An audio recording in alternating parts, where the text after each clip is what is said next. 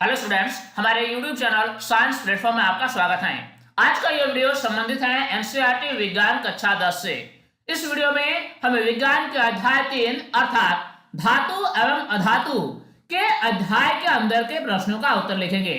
इस अध्याय के अंदर जितने सारे प्रश्न दिए गए हैं सभी प्रश्नों को हम बारीकी से समझेंगे और उन सभी प्रश्नों का उत्तर लिखेंगे। इस प्रकार ये वीडियो आपके लिए बहुत ही महत्वपूर्ण होने वाली है।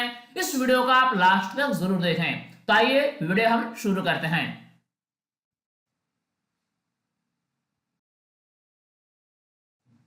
प्रश्न है, ऐसी धातु का उदाहरण दीजिए जो कमरे के ताप पर द्रव होती है। इसका सही जवाब होगा पारा।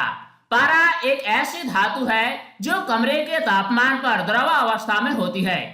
इसी प्रकार पूछा गया है, चाकू से आसानी से काटा जा सके। ऐसी कौन सी धातु है जिससे चाकू से आसानी से काटा जा सके? इसका जवाब होगा सोडियम। सोडियम एक मुलायम धातु है। ये इतनी मुलायम होती है कि इससे आसानी से चाकू से काटा जा सकता है। इसी प्रकार ऊष्मा की सबसे अच्छी चालक होती है। कौन सी धातु है जो ऊष्मा की सबसे अच्छी चालक मानी जाती है? इसका जवाब होगा चांदी। चांदी ऊष्मा की सबसे अच्छी चालक वाली धातु होती है। अगला है, ऊष्मा की कुचालक होती है। ऐसी कौन सी धातु होती है जो ऊष्मा की कुचालक होती है?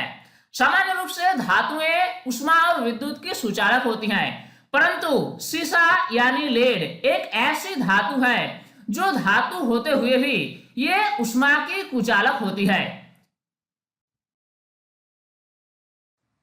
अब आइए हम आगे बढ़ते हैं और देखते हैं अगला प्रश्न।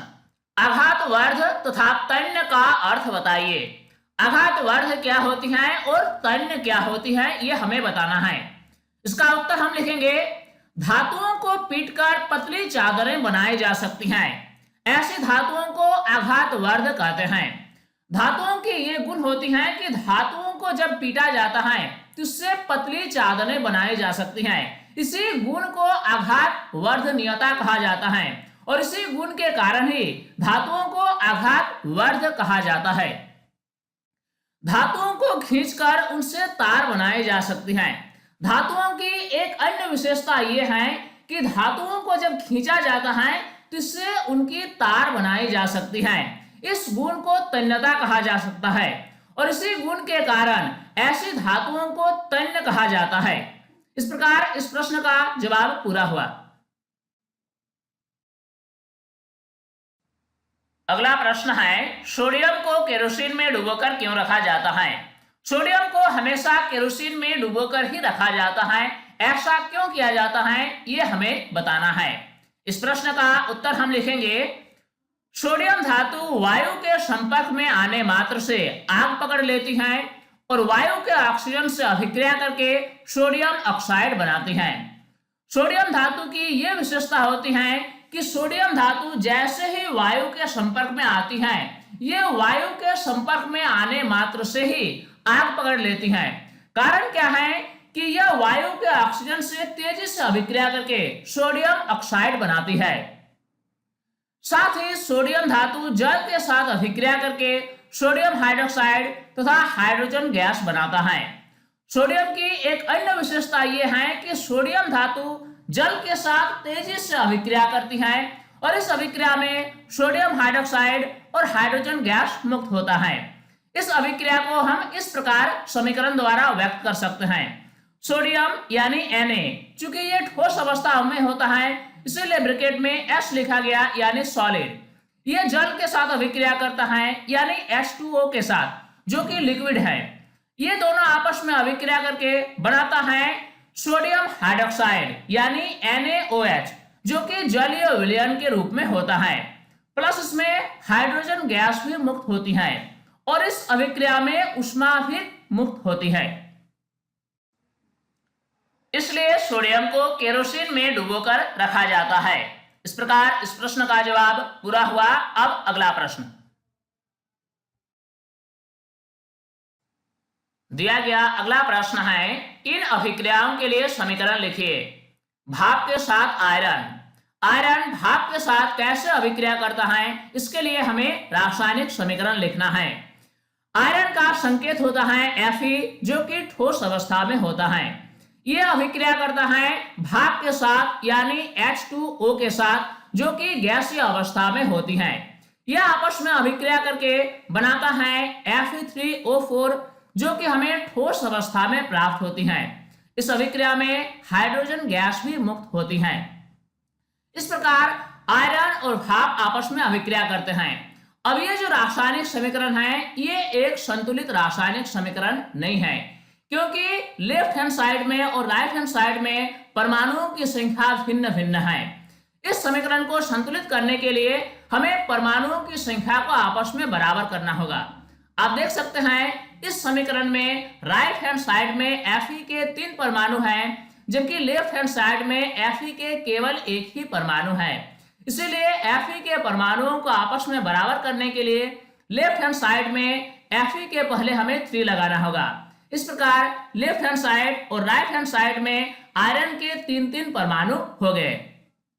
अब आप देख सकते हैं राइट हैंड साइड में ऑक्सीजन के 4 परमाणु हैं, जबकि लेफ्ट हैंड साइड में ऑक्सीजन के केवल एक ही परमाणु है।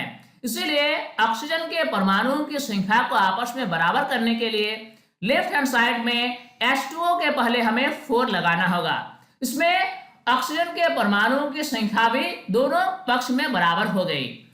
अब आता है हाइड्रोजन के परमाणुओं की संख्या की बारी। आप देख सकते हैं लेफ्ट हैंड साइड में हाइड्रोजन के परमाणुओं की संख्या है 4 गुना 2 यानी 8, जबकि राइट हैंड साइड में हाइड्रोजन के परमाणुओं की संख्या केवल 2 है। इसीलिए हाइड्रोजन के परमाणुओं की संख्या को आपस में संतुलित करने के लिए हमें राइट हैंड साइड में H2 के पहले 4 लगाना होगा। इस प्रकार यह एक संतुलित रासायनिक समीकरण बन गया।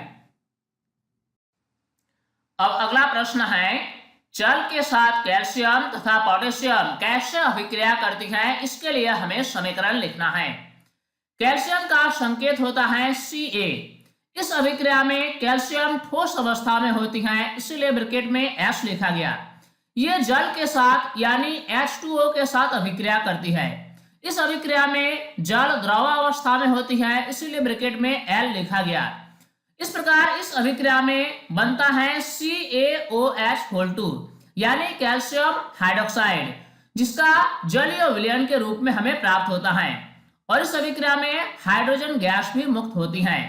चूंकि यह रासायनिक समीकरण एक संतुलित रासायनिक समीकरण नहीं है, इसीलिए इस रासायनिक समीकरण को संतुलित करने के लिए हमें क्या करना होगा, लेफ्ट हैंड साइड में H2O से पहले 2 लगाना होगा। इसमें क्या होगा कि विभिन्न प्रकार के परमाणुओं की संख्या लेफ्ट हैंड साइड में और राइट हैंड साइड में आपस में बराबर हो गई। आप देख सकते हैं लेफ्ट हैंड साइड में और राइट हैंड साइड में कैल्शियम परमाणुओं की संख्या 1-1 है। इसी प्रकार अगर हम हाइड्रोजन परमाणुओं की संख्या की बात करें तो लेफ्ट हैंड साइड में हाइड्रोजन परमाणुओं की संख्या 2 गुना 2 यानी 4 है, और राइट हैंड साइड में भी हाइड्रोजन परमाणुओं की संख्या 2 + 2 यानी 4 है। अगर हम ऑक्सीजन परमाणु की बात करें तो लेफ्ट हैंड साइड में ऑक्सीजन परमाणुओं की संख्या 2 है और राइट हैंड साइड में भी ऑक्सीजन परमाणुओं की संख्या 2 है। इस प्रकार यह एक संतुलित रासायनिक समीकरण बन गया। अब हमें देखना है कि जल पोटेशियम के साथ कैसे अभिक्रिया करती है। पोटेशियम का संकेत K होता है। चूंकि इस अभिक्रिया में पोटेशियम ठोस अवस्था में होती है, इसलिए ब्रैकेट में S यानी सॉलिड लिखा गया। ये जल के साथ अभिक्रिया करती है जो कि द्रव अवस्था में होती है, इसलिए ब्रैकेट में L लिखा गया। और इस अभिक्रिया में बनता है KOH यानी पोटेशियम हाइड्रोक्साइड, और इस अभिक्रिया में हाइड्रोजन गैस भी मुक्त होती है। अब ये जो समीकरण हमें प्राप्त हुआ यह एक संतुलित रासायनिक समीकरण नहीं है। इसको संतुलित करने के लिए हमें क्या करना होगा, राइट हैंड साइड में KOH के पहले 2 लगाना होगा और लेफ्ट हैंड साइड में K के पहले 2 लगाना होगा। इसमें क्या हुआ कि लेफ्ट हैंड साइड में और राइट हैंड साइड में पोटेशियम परमाणुओं की संख्या 2-2 हुआ। अब हम क्या करेंगे, अब हम लेफ्ट हैंड साइड में H2O के पहले 2 लगाएंगे। इसमें क्या होगा कि लेफ्ट हैंड साइड में ऑक्सीजन परमाणुओं की संख्या 2 हो गई और राइट हैंड साइड में ऑक्सीजन परमाणुओं की संख्या पहले से 2 ही है। इस प्रकार इसमें पोटेशियम और ऑक्सीजन परमाणुओं की संख्या आपस में बराबर हो गई। अब हम देखते हैं हाइड्रोजन परमाणुओं की संख्या। लेफ्ट हैंड साइड में हाइड्रोजन परमाणुओं की संख्या 2 × 2 यानी 4 है, और राइट हैंड साइड में हाइड्रोजन परमाणुओं की संख्या भी 2 + 2 यानी 4 है। इस प्रकार ये दोनों समीकरण संतुलित रासायनिक समीकरण बन गया। अब हम अगला प्रश्न देखेंगे। अगला प्रश्न दिया गया है ए, बी, सी एवं डी 4 धातुओं के नमूनों को लेकर एक एक करके निम्न विलयन में डाला गया। इससे प्राप्त परिणाम को निम्न प्रकार से सारणीबद्ध किया गया है। इस प्रश्न में एक टेबल दिया गया है।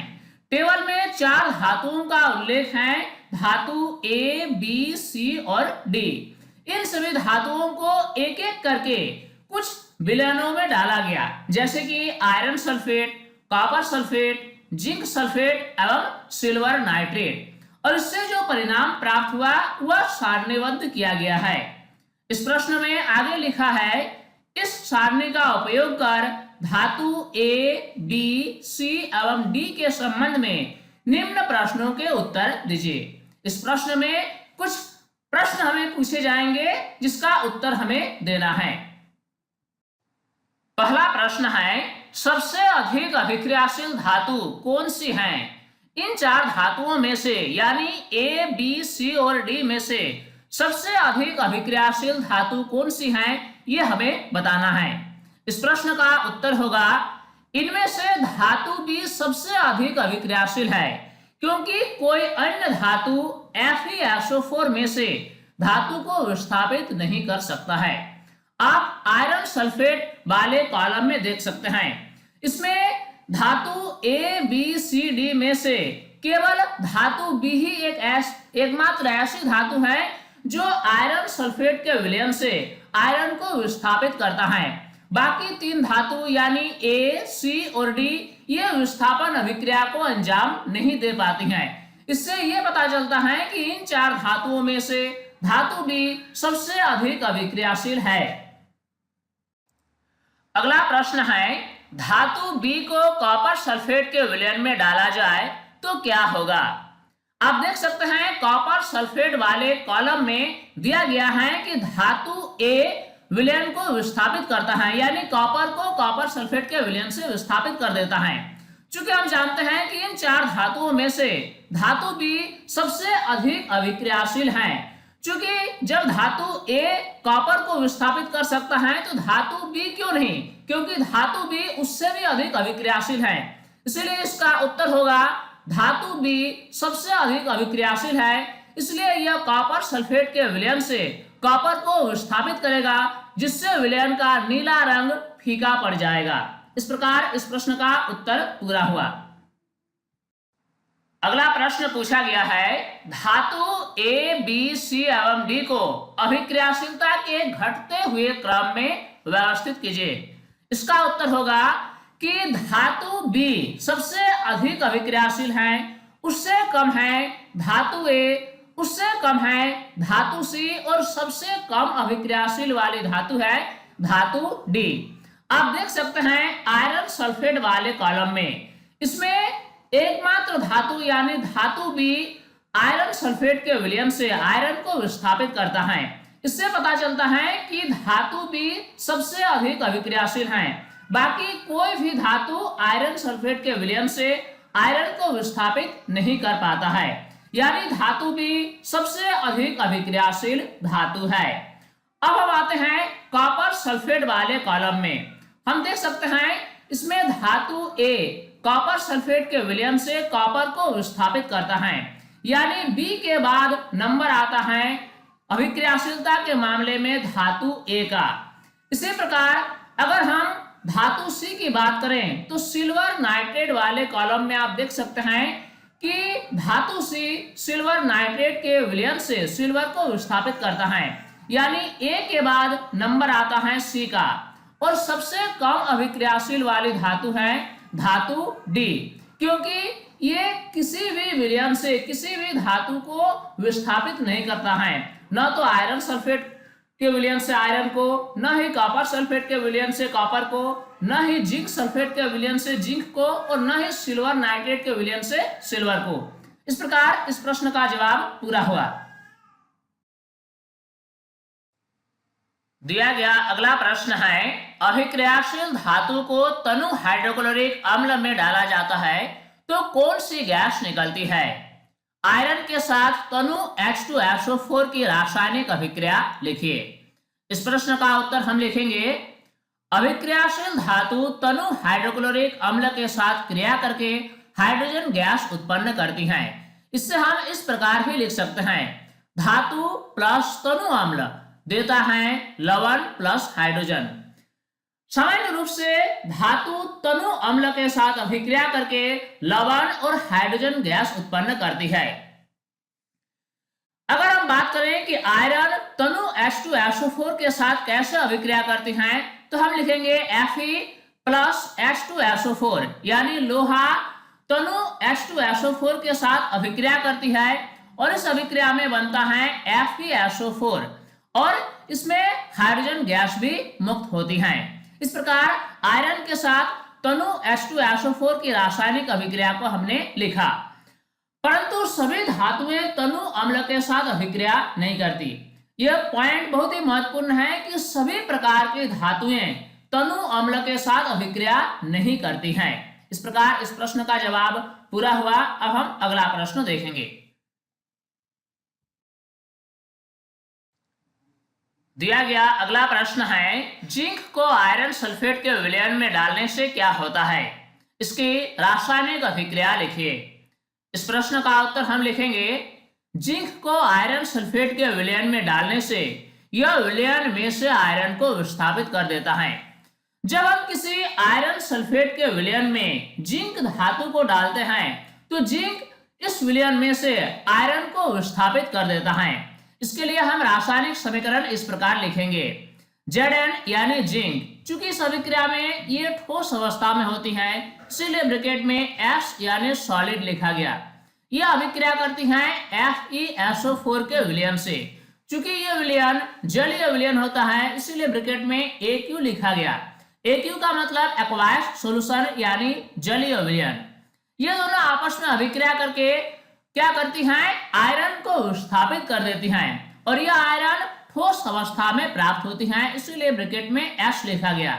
साथ ही साथ इसमें बनता है ZnSO4 का जलीय विलयन। इस प्रकार इस रासायनिक अभिक्रिया के लिए हमने एक रासायनिक समीकरण भी लिखा। इस प्रकार इस प्रश्न का जवाब पूरा हुआ। अब हम अगला प्रश्न देखेंगे। अब हम आगे बढ़ेंगे और देखेंगे अगला प्रश्न, सोडियम, ऑक्सीजन एवं मैग्नीशियम के लिए इलेक्ट्रॉन बिंदु संरचना लिखिए। सोडियम का संकेत होता है Na।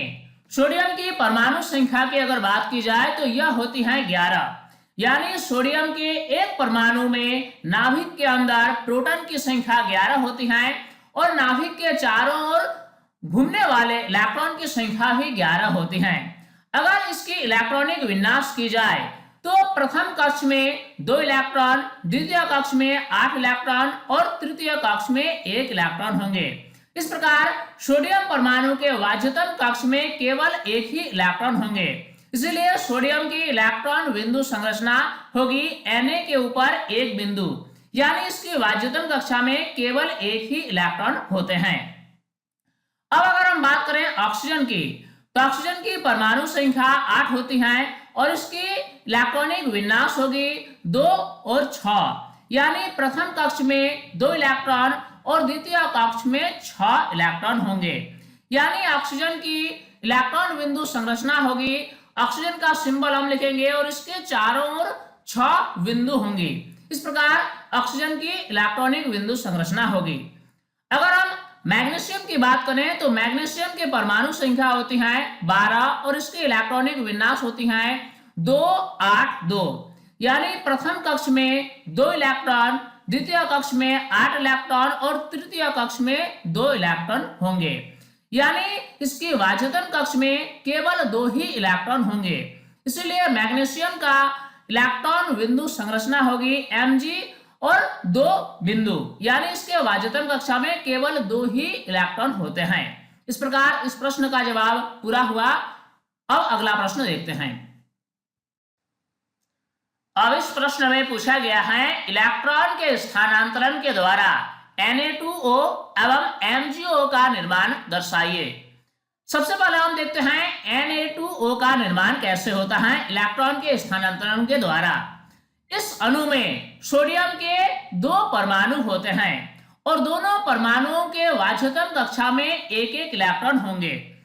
और ऑक्सीजन की अगर बात करें तो ऑक्सीजन परमाणु के वाज्यतम कक्षा में 6 इलेक्ट्रॉन पाए जाते हैं। अब Na2O का जब निर्माण होगा तो सोडियम का प्रत्येक परमाणु एक एक इलेक्ट्रॉन ऑक्सीजन को देंगे। इस प्रकार ऑक्सीजन के वाज्यतम कक्षा में 8 इलेक्ट्रॉन पूरे हो जाएंगे और सोडियम के वाज्यतम कक्षा में यानी द्वितीय कक्षा में 8 इलेक्ट्रॉन पहले से थे, जो कि तीसरे कक्षा में 1 इलेक्ट्रॉन का जब कंप्लीट स्थानांतरण हो गया तो सोडियम और ऑक्सीजन यानी तीनों परमाणु, सोडियम के 2 परमाणु और ऑक्सीजन के 1 परमाणु एक प्रकार की स्थायित्व प्राप्त कर ली। इस प्रकार इसको हम ऐसे भी लिख सकते हैं कि Na+ और O-।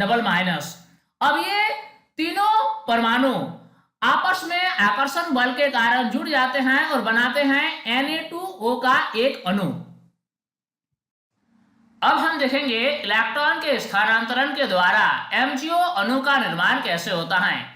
इसके एक अणु में मैग्नीशियम के 1 परमाणु और ऑक्सीजन के 1 परमाणु होते हैं। मैग्नीशियम के वाज्यतम कक्षा में 2 इलेक्ट्रॉन होते हैं और ऑक्सीजन के वाज्यतम कक्षा में 6 इलेक्ट्रॉन होते हैं। अब इस अणु के निर्माण की क्रिया में क्या होता है कि मैग्नीशियम के वाज्यतम कक्षा में जो 2 इलेक्ट्रॉन होते हैं, ये दोनों इलेक्ट्रॉन ऑक्सीजन अणु को ट्रांसफर कर दिए जाते हैं, जिसके कारण क्या होता है कि Mg++ आयन बनता है और O⸻- आयन बनता है। ये दोनों आयन आपस में आकर्षण बल के द्वारा जुड़े होते हैं और MgO अणु का निर्माण होता है। हमारे पास अब अगला प्रश्न है, इन यौगिकों में कौन से आयन उपस्थित होते हैं, यानी Na2O तथा MgO में कौन कौन से आयन उपस्थित होते हैं। इसका उत्तर हम लिखेंगे Na2O यौगिक में Na+ आयन एवं O⸻- आयन उपस्थित होते हैं, जबकि MgO यौगिक में Mg++ आयन एवं O⸻- आयन उपस्थित होते हैं।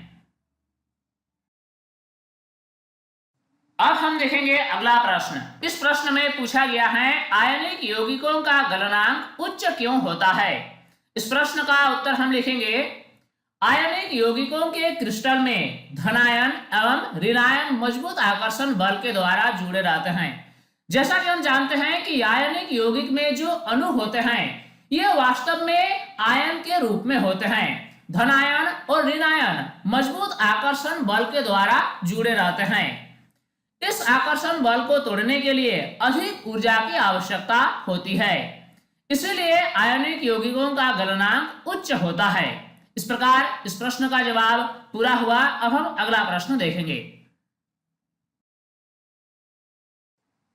अब हमारे पास अगला प्रश्न है, निम्न पदों की परिभाषा दीजिए। खनिज, अयस्क और गैंग। सबसे पहले हम क्या करेंगे, खनिज की परिभाषा लिखेंगे। पृथ्वी की भूपट्टी में प्राकृतिक रूप से पाए जाने वाले धातुओं के तत्व या यौगिक जिनमें कुछ अन्य पदार्थ जैसे मृदा, रेत, चूना पत्थर आदि मिले होते हैं, खनिज कहलाते हैं। हमारी पृथ्वी की भूपट्टी में प्राकृतिक रूप से ऐसे बहुत से तत्व या यौगिक पाए जाते हैं जिसमें कुछ अन्य पदार्थ जैसे कि मृदा, रेत, चूना पत्थर आदि के साथ धातुएं मिली होती हैं। इस प्रकार के प्राकृतिक रूप से पाए जाने वाले धातुओं से मिली हुई पदार्थ को खनिज कहा जाता है। अगला पद है अयस्क। वैसे खनिज जिनसे धातुएं कम खर्च में एवं सुविधाजनक रूप से प्राप्त की जा सकती हैं उससे अयस्क कहते हैं। सभी प्रकार की खनिजों से धातु का निष्कर्षण नहीं किया जा सकता है, क्योंकि कुछ ऐसे खनिज पदार्थ होते हैं जिनसे धातुओं का निष्कर्षण करना काफी असुविधाजनक होती हैं। इसीलिए वैसे खनिज पदार्थ जिनसे धातुओं का निष्कर्षण कम खर्च में एवं आसानी से हो सके, वैसे खनिज पदार्थों को अयस्क कहा जाता है। इसी प्रकार अगला पद है गैंग। गैंग किससे कहते हैं? पृथ्वी से खनिज अयस्कों में मिट्टी, रेत आदि जैसी कई अशुद्धियां होती हैं, जिन्हें गैंग कहते हैं। जब धातुओं का निष्कर्षण किया जाता है तो अयस्क से किया जाता है। अयस्क में धातु के अलावा अन्य अनेक से अशुद्धि जैसे कि मिट्टी, रेत इत्यादि मौजूद होते हैं। इन सभी अशुद्धियों को गैंग कहा जाता है।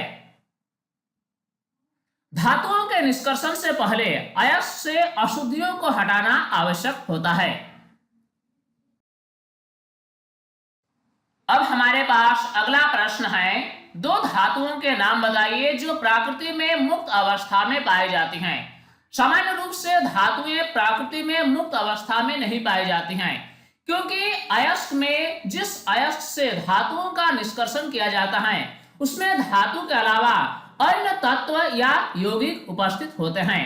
परंतु हमें इस प्रश्न में दो ऐसे धातु का नाम बताना है जो प्रकृति में मुक्त अवस्था में पाई जाती हैं। इसका उत्तर होगा सोना एवं प्लेटिनम। सोना एवं प्लेटिनम धातु प्रकृति में मुक्त अवस्था में पाई जाती है। अगला प्रश्न है, धातु को उसके ऑक्साइड से प्राप्त करने के लिए किस रासायनिक प्रक्रम का उपयोग किया जाता है? इस प्रश्न का उत्तर होगा, धातु को उसके ऑक्साइड से प्राप्त करने के लिए अपचरण प्रक्रम का उपयोग किया जाता है। इसका एक हम उदाहरण देख लेते हैं। Fe2O3 जब ये एल्युमिनियम के साथ अभिक्रिया करता है तो इसमें ऑक्सीजन अलग हो जाता है और इसमें बनता है Fe और Al2O3। इस प्रकार Fe2O3 से धातु का निष्कर्षण होता है और यह प्रक्रिया एक अपचरण प्रक्रिया का उदाहरण है। इस प्रकार किसी धातु को उसका ऑक्साइड से प्राप्त करने के लिए अपचरण प्रक्रम का उपयोग किया जाता है। अब हम अगला प्रश्न देखेंगे। दिया गया अगला प्रश्न है, जिंक, मैग्नीशियम एवं कॉपर के धात्विक ऑक्साइडों को निम्न धातुओं के साथ गर्म किया गया। इस प्रश्न में एक टेबल दिया गया है। इसमें जिंक ऑक्साइड, मैग्नीशियम ऑक्साइड और कॉपर ऑक्साइड का उल्लेख किया गया है। इन सभी को निम्न धातुओं के साथ गर्म किया गया, यानी जिंक के साथ, मैग्नीशियम के साथ और कॉपर के साथ। अब आगे लिखा है, किस स्थिति में विस्थापन अभिक्रिया घटित होगी? इस प्रश्न का उत्तर हम लिखेंगे, जिंक ऑक्साइड और मैग्नीशियम में विस्थापन अभिक्रिया होगी। इसका समीकरण हम ऐसे लिखेंगे, ZnO प्लस Mg देता है MgO प्लस Zn। यानी जब जिंक ऑक्साइड को मैग्नीशियम धातु के साथ गर्म किया जाता है तो मैग्नीशियम क्या करता है, जिंक ऑक्साइड से जिंक को विस्थापित कर देता है। इस क्रियाकलाप में मैग्नीशियम ऑक्साइड विस्थापन अभिक्रिया नहीं करेगी। कॉपर ऑक्साइड जिंक और मैग्नीशियम के साथ विस्थापन अभिक्रिया करेगी। इसका समीकरण हम ऐसे लिखेंगे, CuO प्लस Zn देता है ZnO प्लस Cu। जब कॉपर ऑक्साइड को जिंक धातु के साथ गर्म किया जाता है तो जिंक क्या करता है, कॉपर ऑक्साइड में से कॉपर को विस्थापित कर देता है। इसी प्रकार जब कॉपर ऑक्साइड को मैग्नीशियम के साथ गर्म किया जाता है तो मैग्नीशियम क्या करता है, कॉपर ऑक्साइड में से कॉपर को विस्थापित कर देता है। इस प्रकार इस प्रश्न का जवाब पूरा हुआ। कौन सी धातु आसानी से संक्षारित नहीं होती है? इसका उत्तर होगा सोना एवं प्लेटिनम। सोना एवं प्लेटिनम धातु की अभिक्रियाशीलता बहुत ही कम होती है, जिसके कारण सोना एवं प्लेटिनम आसानी से संक्षारित नहीं होती है। अब अगला प्रश्न है, मिश्रातु क्या होते हैं? इसका उत्तर हम लिखेंगे, दो या दो से अधिक धातुओं के समांगी मिश्रण को मिश्रातु कहते हैं। वास्तव में मिश्रातु धातुओं का समांगी मिश्रण होता है। इसे बनाने के लिए धातुओं को गलाकर उसके निश्चित मात्राओं को आपस में मिलाया जाता है। जब हम किसी मिश्रातु को प्राप्त करना चाहते हैं तो इसके लिए विभिन्न प्रकार के धातुओं को गलाकर उनके निश्चित मात्राओं को आपस में मिलाया जाता है। फिर इस मिश्रण को शीतलीकृत करके ठोस रूप दिया जाता है जो मिश्रातु होते हैं। इसे मिश्र धातु भी कहा जाता है। इस प्रकार इस प्रश्न का जवाब पूरा हुआ। तो स्टूडेंट्स, इस वीडियो के माध्यम से हमने अध्याय के अंदर दिए गए सभी प्रश्नों को बारीकी से समझा और उन सभी प्रश्नों का उत्तर लिखा। उम्मीद करता हूं ये वीडियो आपके लिए काफी हेल्पफुल हुई होगी और इस वीडियो से आपने काफी कुछ सीखा होगा। ये वीडियो आपको कैसा लगा आप हमें कमेंट सेक्शन में जरूर बताएं। साथ ही इस वीडियो को लाइक जरूर करें। अगर अभी तक आप हमारे YouTube चैनल साइंस प्लेटफॉर्म को सब्सक्राइब नहीं किया है तो इसे अभी सब्सक्राइब कर लें और नोटिफिकेशन बेल को ऑन करके ऑल पर सिलेक्ट कर लें ताकि हर नए वीडियोस की अपडेट्स आप तक आसानी से पहुंच सके। स्टूडेंट्स, तब तक के लिए बाय।